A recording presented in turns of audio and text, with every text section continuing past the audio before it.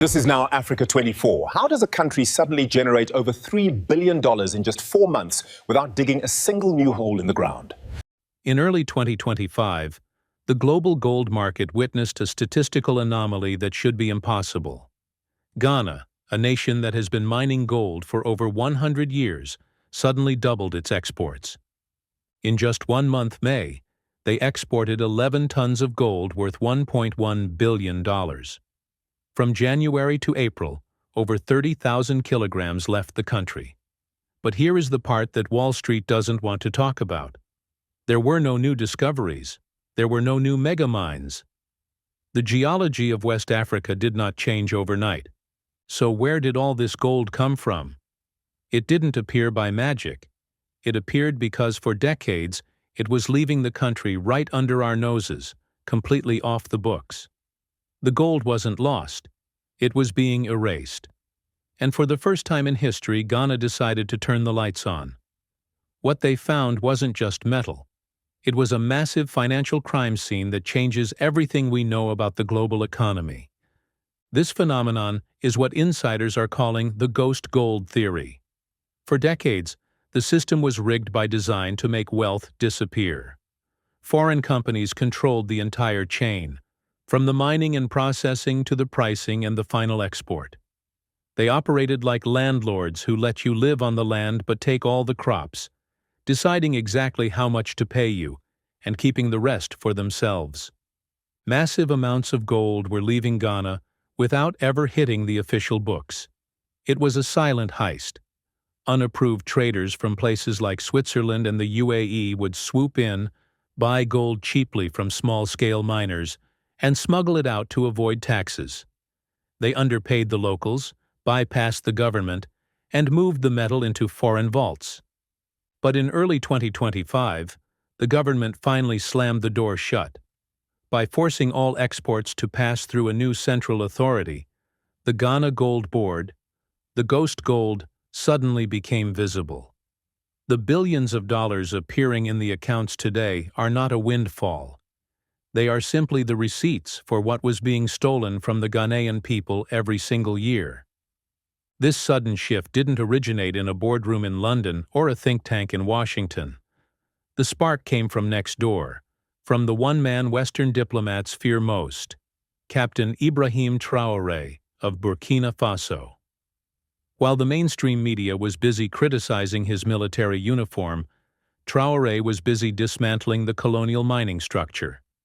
He canceled exploitative contracts, banned the export of raw gold, and demanded that processing happen on African soil.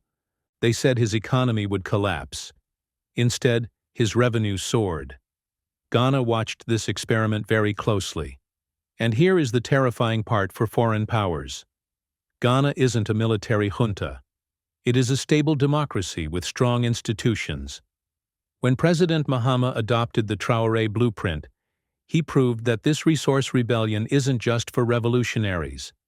It is a viable economic strategy for any African nation. The virus has officially escaped the lab. Mali is already planning its own gold board to stop smuggling. Nigeria, looking to distance itself from Western pressure, is taking notes. Tanzania is revisiting its ownership laws. What started as a spark in the Sahel has become a contagion, and the West is realizing that their old extraction model is facing an existential threat across the entire continent. The weapon Ghana used to fight back wasn't a missile or a sanction. It was a new institutional wall that acted like a kill switch for foreign looting. In early 2025, the government established the Ghana Gold Board, a body designed to be the ultimate gatekeeper of the nation's wealth. This wasn't just another bureaucratic office pushing paper. It was given absolute power over the supply chain. Under the new regime, the free-for-all was over. The board became the central authority that must physically check, record, and approve every single transaction before a gram of gold can cross the border. Before this, Ghana relied on what foreign companies claimed they were exporting, effectively trusting the foxes to guard the henhouse. But this new institution replaced trust with verification. If the gold isn't counted by the state, It doesn't leave the state. It immediately sealed the exits for illegal networks and forced multinational giants to finally operate in the daylight. To ensure this control wasn't just words on paper, the government deployed their most aggressive tactic yet: the mandatory 20% handover. The rule was simple, but devastating to the old way of doing business. Every mining company, whether local or foreign, was ordered to physically hand over 20% of all refined gold to the state before they were allowed to export a single ounce. This acted like a truth serum for the entire industry. Why? Because while raw gold can be mixed with dirt to hide its true value, refined gold bars are stamped with serial numbers that cannot be faked or secretly moved. This physical possession gave the government a direct way to track exactly what was coming out of the ground. Overnight, the cheating stopped. Companies that had spent years reporting low profits and hiding production numbers suddenly had to show their hand. They could no longer claim the mines were underperforming because the government was now holding the physical proof in its own vaults.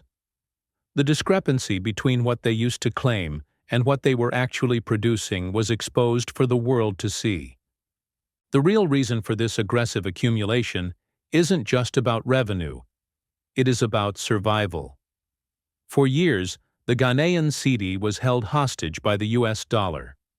Every time the dollar strengthened, fuel and food prices in Accra would skyrocket, weakening the economy because of decisions made in faraway capitals. But this new stockpile of gold acts as a financial shield. Unlike paper currency, gold cannot be printed by a foreign central bank, and it cannot be sanctioned or devalued by foreign politics. By backing the cedi with physical reserves, the currency found a backbone, stabilizing against the volatility of the global market. But the strategy goes even deeper. Ghana began exploring barter deals, trading gold directly for machinery and technology with partners in the East. This is the ultimate escape route. By using gold to settle trades, they avoid the dollar trap completely and keep the value within the continent. If you don't need dollars to trade, you don't need the IMF to survive. When Ghana finally changed the locks on its own vault, the reaction from the Western world was immediate, though they tried to keep it quiet. For years, financial institutions and mining giants had enjoyed a comfortable arrangement where they took the raw wealth and left the crumbs. But the moment this flow was disrupted, the warning shots began. Foreign mining groups and Western think tanks started releasing urgent reports, warning about the dangers of resource nationalism. This is the scary term they use whenever a country decides it actually wants to own what is in its ground. They tried to create a climate of fear, predicting that the economy would crash and that investors would flee the country in a panic. They threatened isolation, suggesting that Ghana was biting the hand that feeds it. But it was all a bluff.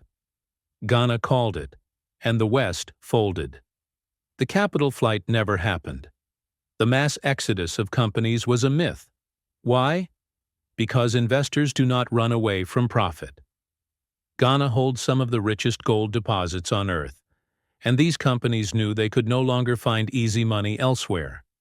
Most of them stayed, quietly fell in line, and accepted the new reality that if they wanted access to the gold, they had to respect the landlord. But the most dangerous part of this story for the old establishment is the physical proof sitting in Accra.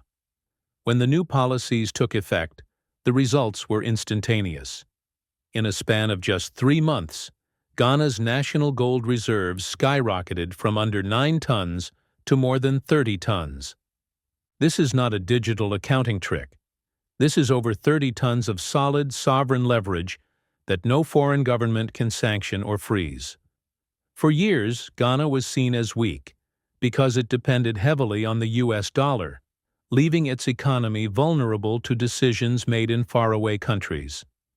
Now, international lenders and investors look at the country differently because they know the currency is backed by a fortress of real metal. The vault is no longer empty. It is the foundation of a new independence. What scares the global establishment more than Ghana's success is the chain reaction it has started. Ghana proved that the pattern of exploitation can be broken, and now the neighbors are watching with intense interest. Mali, a country that has struggled for years with instability and massive gold smuggling, saw Ghana double its exports and realized they were losing billions to the same leaks. They are now actively planning their own version of the gold board to lock down their resources. Then there is Nigeria. After distancing itself from French influence and facing economic pressure, Nigeria realized it needed a new source of inner strength rather than more foreign loans. They are looking at Ghana's model as the blueprint for true self-reliance. Even Tanzania, after years of battling mining giants, has found renewed confidence to strengthen its local ownership rules. The dominoes are falling. We are witnessing the beginning of a unified front, where African nations stop competing for Western scraps and start building a regional fortress. This is not just a story about mining statistics. It is a final verdict on the colonial extraction model that has bled the continent dry for a century. Ghana proved that wealth is not a gift to be handed down by foreign powers, but a right that must be seized with courage and policy. The old narrative told us that Africa needed Western aid, loans, and consultants to survive. Ghana smashed that lie by showing that simple, disciplined control generates more billions than any IMF loan ever could. This is the new gold standard. We are witnessing a battle between the paper economy of the West and the rock economy of the global South. The West is losing control of the physical assets, and with that, they are losing the political leverage they use to dictate terms to the world. The era of asking for permission is over. A new generation has decided that the resources under their feet will build their own future, not foreign empires. The impossible is happening, and the movement cannot be reversed. The world is changing fast. Keep your eyes open.